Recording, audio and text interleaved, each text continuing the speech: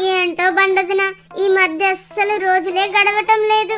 అవును గోడదిన, నాకు కూడా ఎప్పుడు ఏదో పోగొట్టుకున్న దానిలా ఉంటుంది నా పరిస్థితి. ఒకప్పుడు సందు దొరికిందంటే చాలు ఆడోళ్ళంతా నా పక్కన చేరి ఎన్నెన్ని కబుర్లు చెప్పుకునేవాళ్ళు.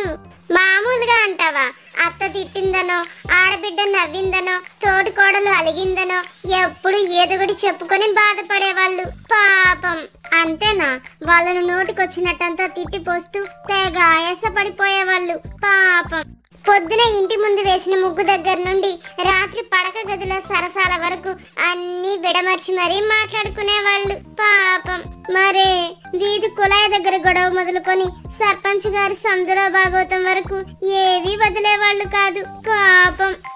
టీవీలో న్యూస్ చూడకపోయినా, రేడియోలో వినకపోయినా మనకు ఎంతెంత సమాచారం అందేది.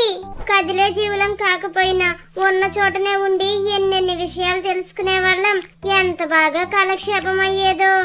ఆ రోజులే వేరు గోడదిన. అప్పట్లో రోజులు ఎలా గడుస్తున్నాయో కూడా తెలిసేది కాదు. ఏమంటా టీవీలో సీరియల్లు, చేతుల్లో సెల్ ఫోన్లు వచ్చాయో బొత్తిగా మన సంగతే మర్చిపోయారు వదిన ఈ ఆడోళ్ళు.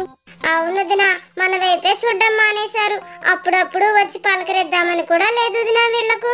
ఇప్పుడు పిట్టలొచ్చి రెట్టలు వేసుకునే దానికి తప్ప దేనికి కొరగాకుండా పోయింది నా జీవితం. ఆ పాడు తిట్టలు నా మీద కూడా రెట్టలు వస్తున్నాయి వదిన అని గోడ పక్కనే ఉన్న బండరాయి రెండూ బాధపడుతుంటాయి. ఇలాంటి గోడ సమావేశాలు మీ ఊర్లో కూడా జరుగుంటే కామెంట్ చేయండి. ఈ కథ కనుక మీకు నచ్చినట్లయితే వెంటనే ఈ వీడియోని లైక్ చేయండి. ఇలాంటి మరిన్ని మంచి మంచి కథల కోసం మన బుజ్జి కథలు యూట్యూబ్ ఛానల్ ని సబ్స్క్రైబ్ చేసుకోండి. Thanks for watching.